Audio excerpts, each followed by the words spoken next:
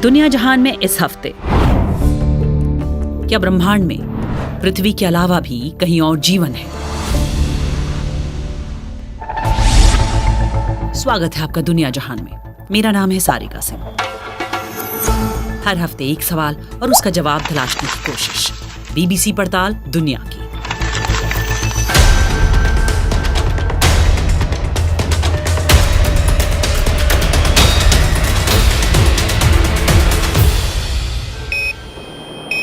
जुलाई 2023 America की एक संसदीय समिति के सांसदों को 3 वीडियो दिखाए गए जिसे अमेरिकी नौसेना के लड़ाकू विमानों के कैमरों ने आसमान में शूट किया था। इन ब्लैक एंड व्हाइट वीडियोस की तस्वीरें कुछ ग्रेनी या धुंधली थी। इनमें से एक वीडियो में एक चमकदार अंडाकार चीज आसमान में घूमती हुई तेजी से उड़ती नजर आ रही थी। उस रहस्यमयी चीज को देख रहे नौसेना के पायलट्स की प्रतिक्रिया भी इस वीडियो में रिकॉर्ड की गई थी।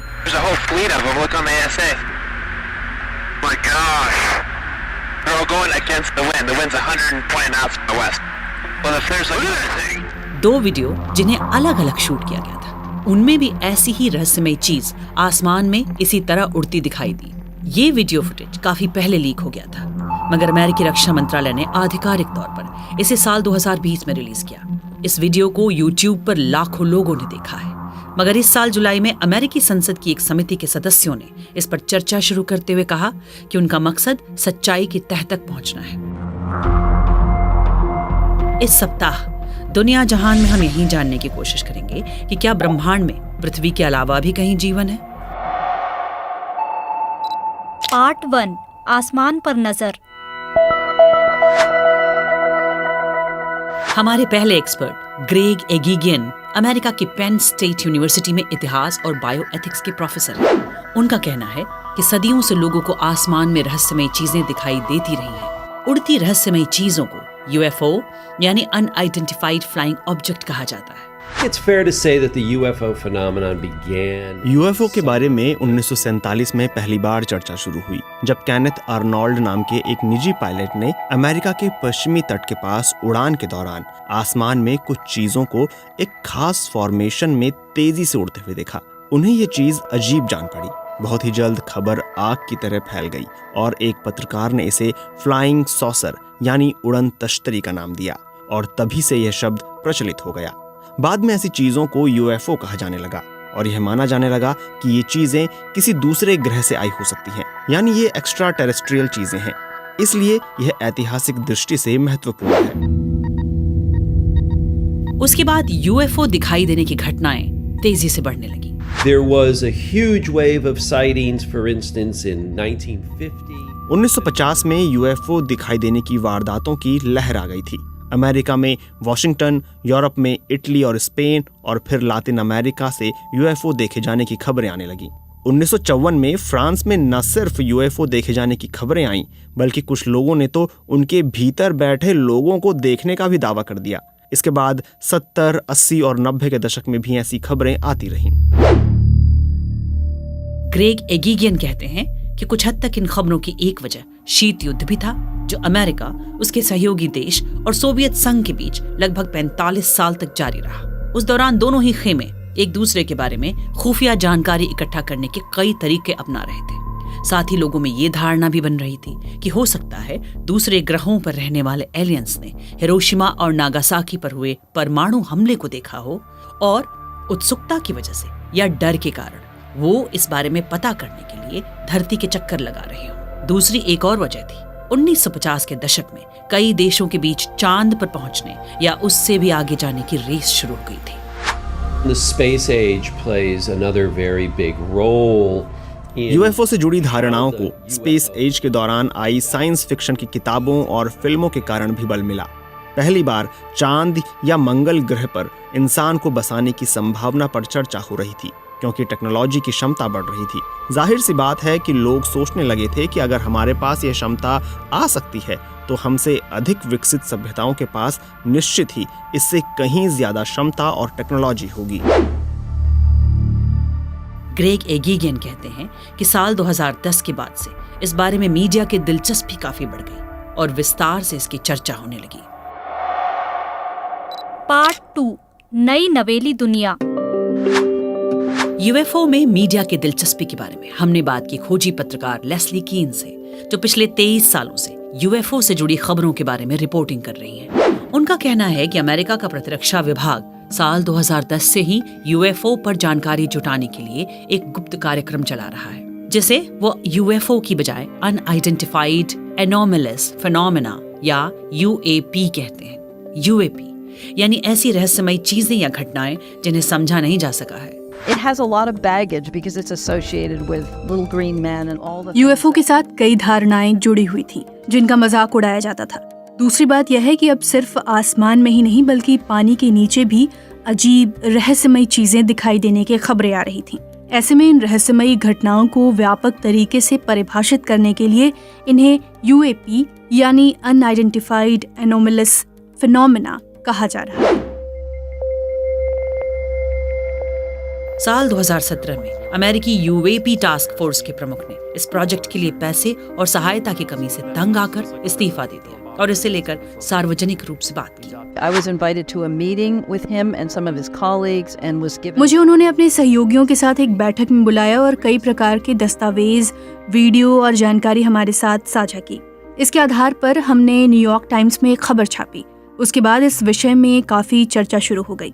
सरकारी अधिकारियों को इस कार्यक्रम के लिए धन उपलब्ध कराने की मंजूरी मिल गई और उन्होंने गंभीरता से इसकी जांच शुरू की।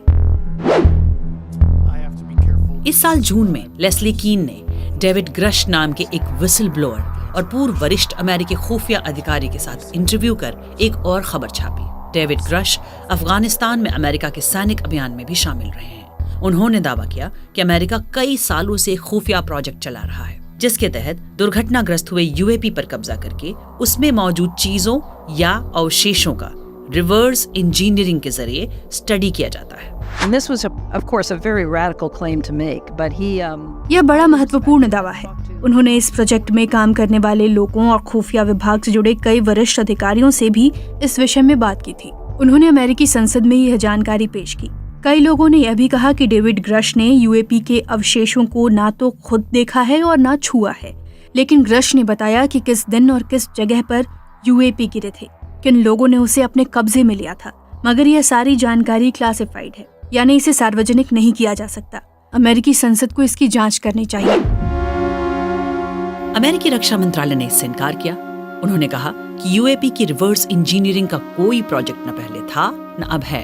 अमेरिकी संसद की सुनवाई में डेविड ग्रश ने शपथ लेकर अपना बयान दिया था। इस सुनवाई के दौरान पूर्व सैनिक अधिकारियों ने भी अपनी आंखों देखी बयान की, जिसमें उस वीडियो का भी जिक्र था जिसमें यूएपी दिखने की बात की गई थी, जिसकी चर्चा हम पहले कर चुके हैं। संसदीय समिति की सुनवाई का मकसद ये पता लगाना है कि क्या सरकार इस बारे में कुछ छिपा रही है। I spent 17 years saying we need to take this seriously. मैं 17 साल से कह रही हूँ कि यह हवाई यातायात की सुरक्षा और राष्ट्रीय सुरक्षा का मुद्दा है जिसकी जांच होनी चाहिए। मैं यह कहना चाह रही थी कि यूएफओ वास्तव में अस्तित्व में है और यह एक अलग दुनिया है। संसद के सदस्यों को काफी खुफिया जानकारी दी गई है, इसलिए वो इसे इतनी गंभीरता से ले रहे हैं। मगर विश्व के आम लोगों को भी यह जानने का अधिकार है कि ब्रह्मांड में पृथ्वी पर ही नहीं बल्कि उसके बाहर भी जीवन है। हमारे पास इसका सबूत है। पार्ट 3 आंखों के सामने की सच्चाई। हमारे तीसरे expert Adam Frank Rochester university में खगोल विज्ञान के प्रोफेसर हैं। वो कहते हैं अब तक यूएफओ या यूएपी पर चर्चा से विज्ञान का खास नाता नहीं रहा है, क्योंकि विज्ञान धारणाओं और किस्सों पर नहीं बल्कि ठोस सबूतों पर काम करता है। अभी तक विज्ञान इस बारे में इसलिए कुछ खास नहीं कर पाया है क्योंकि ज्यादातर जानकारी लोगों के सुने सुनाए किस्से, कहानियों पर आधारित है। कोई भी पुलिसकर्मी या मनोवैज्ञानिक भी यही कहेगा कि लोगों की याददाश्त किसी बात का भरोसेमंद सबूत नहीं होती। इस पर काम करने के लिए आवश्यक जानकारी वैज्ञानिकों के पास नहीं है। लेकिन अब वक्त बदल रहा है और दूसरे ग्रहों पर जीवन या एडवांस टेक्नोलॉजी की खोज करने के लिए अमेरिकी अंतरिक्ष एजेंसी नासा ने हीट सिग्नेचर ढूंढने के लिए एक प्रोजेक्ट शुरू किया है। एडम फ्रैंक भी उसमें एक प्रमुख जांच करता है। If you want to find people from Nebraska, सबसे महत्वपूर्ण सवाल है कि यह खोज कहाँ की जाए। मिसाल के तौर पर अगर आपको नेब्रास्का में रहने वाले व्यक्ति को ढूंढना हो तो आप उसे हिमालय के किसी गांव में नहीं बल्कि नेब्रास्का में ढूंढेंगे। यही बात एलियंस के बारे में भी लागू होती है। सौर मंडल में 400 अरब तारे हैं और बहुत सारे ग्रह हैं। पृथ्वी तो हिमालय के एक छोटे से गाँव जैसा है। एलियंस को उन ग्रहों पर ढूंढना होगा जहाँ वो रहते हैं। अमेरिका की संसदीय समिति के सामने नौसेना के पायलट्स की गवाही के बारे में एडम फ्रैंक कहते हैं, इस पर पारदर्शी तरीके से चर्चा और जांच हो तो बेहतर रहेगा, लेकिन उसमें विसल ब्लोअर के उन दावों पर संदेह है कि यूएपी के अवशेष पाए गए हैं। As I like to say, if it sounds like a episode of the X-Files, ये सब एक्स फाइल्स के एपिसोड जैसा जान पड़ता है। इस बात पर विश्वास करना मुश्किल है कि पिछले 70 सालों में किसी को एलियंस या यूएपी के अवशेषों की कोई तस्वीर नहीं मिल पाई है। एक और बात पर गौर कीजिए, तारों और सौर मंडलों के बीच फासले इतने लंबे हैं कि उसकी गिनती करने में ही आपका दिमाग चकरा जाएगा। तो किसी जीव या सभ्यता के पास इतने एडवांस टेक्नोलॉजी है कि वो इतने लंबे फासले तय कर सकते हैं, तो ये कहना कि उनका यान यहाँ आकर दुर्घटनाग्रस्त हो गया, ये कुछ अविश्वसनीय लगता है। एडम फ्रैंक कहते हैं कि नासा के वैज्ञानिकों ने उस वीडियो का आकलन किया जिसमें कोई चीज उड़ती सी नजर आ रही है, मगर उसकी रफ्तार सिर्फ 40 मील प्रति घंटा थी, जो कि एक्स्ट्रा टेरेस्ट्रियल रफ्तार नहीं है। यानी कि ठोस सबूत के बिना वैज्ञानिक इसे सिर्फ अटकल मानेंगे। we have powerful new telescopes like the James Webb. And हमारे these pass telescopes James Webb जैसे शक्तिशाली टेलीस्कोप हैं जिनके पास कई प्रकाश वर्ष दूर के दूसरे ग्रहों में एलियंस की दुनिया में झांकने की क्षमता है। अगर वहाँ ऑक्सीजन हो तो ये टेलीस्कोप उसका पता लगा सकते हैं। हमें उस ग्रह की बायो सिग्नेचर मिल जाएगी जिससे पता चलेगा वहाँ किस प्रकार की जैव विविधता है। एडम फ्रैंक का कहना है कि एस्ट्रोबायोलॉजी में जिस तरह की क्रांति आ रही है, उससे लगता है कि इसी पीढ़ी को पता चल जाएगा कि पृथ्वी के बाहर भी जीवन है या नहीं। लेकिन अगर धरती के बाहर भी जीवन हुआ तो क्या होगा? पार्ट 4 एक्स्ट्रा टेरिटरियल प्रभाव। हमारी चौथी एक्सपर्ट चेल्सी हेरेमिया यूके की संस्था सेटी की पोस्ट डिटेक्शन हब की सदस्य है। सेटी यानी search for extra terrestrial intelligence. इसके डिटेक्शन हब का क्या काम है? अगर एलियंस का पता चल जाता है तो उनकी टेक्नोलॉजी से निपटने के लिए इंसानों को कैसे तैयार किया जाए? I don't think we're going to have just a list of here's exactly how to ethically respond. अगर एलियंस का पता लग जाता है तो क्या करना है, इसकी कोई लिस्ट हमारे पास नहीं है। बहुत कुछ उस समय की स्थिति पर निर्भर करेगा। ऐसी स्थिति में हमें न्याय और शोषण जैसे मुद्दों के बारे में सोचना होगा। हम जानते हैं कि जो लोग सत्ता में होते हैं वो ऐसी स्थिति में अक्सर शोषण करने की कोशिश करते हैं, बुरा व्यवहार करते हैं। धरती पर अभी भी हम दूसरी जगहों से आने वालों को एलियंस कहते हैं। उनके साथ इंसानियत नहीं बरतते। एलियंस का पता लगने के बाद उनसे किस तरह संपर्क किया जाए, ये भी एक सवाल होगा। What's going to happen is that some people are probably going to make morally appropriate होगा decisions. यह कि कुछ सरकारें नैतिक रूप से सही फैसले करेंगी और कुछ सरकारें ऐसा नहीं करेंगी। कुछ लोगों के लिए ताकत हथियाने का मौका होगा। कुछ सरकारें एक्स्ट्रा टेरिटोरियल के साथ संपर्क का एकाधिकार पाने की कोशिश कर सकती हैं। कुछ लोग उनके बारे में जानकारी साझा नहीं करना चाहेंगे। यह विज्ञान के इस्तेमाल की नैतिकता का मुद्दा है। इनमें कई सरकारों को मिलकर काम करने की जरूरत होगी। इसमें मुश्किलें आ सकती हैं क्योंकि इसके लिए सरकारों को एक दूसरे के साथ अपनी खास टेक्नोलॉजी को साझा करना पड़ सकता है। And so there are all sorts of सरकारों के लिए एक दूसरे के साथ इस प्रकार की वैज्ञानिक टेक्नोलॉजी, जानकारी का आदान प्रदान और समन्वय बहुत चुनौतीपूर्ण होता है। इस जटिल जानकारी को लोगों तक आसानी से पहुंचाना मुश्किल होगा। मानवता के इतिहास की इस महत्वपूर्ण घड़ी में नैतिकता से काम लेना भी बहुत महत्वपूर्ण होगा। तो अब लौटते हैं अपने मुख्य सवाल पर। क्या ब्रह्मांड में पृथ्वी के बाहर भी जीवन है?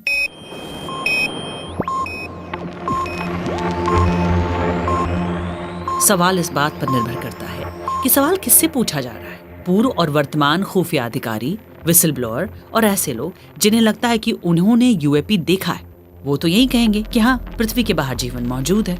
मगर वैज्ञानिक ये बात तब तक नहीं मानेंगे जब तक उनके पास ऐसे पुख्ता सबूत नहीं आ जाते जिनकी पड़ताल की जा सके। लेकिन हमारे पहले एक्सपर्ट ग्रेग एगीगियन मानते हैं कि यूएपी एक हकीकत है, इसलिए जरूरी है इसका गहराई से अध्ययन किया जाए।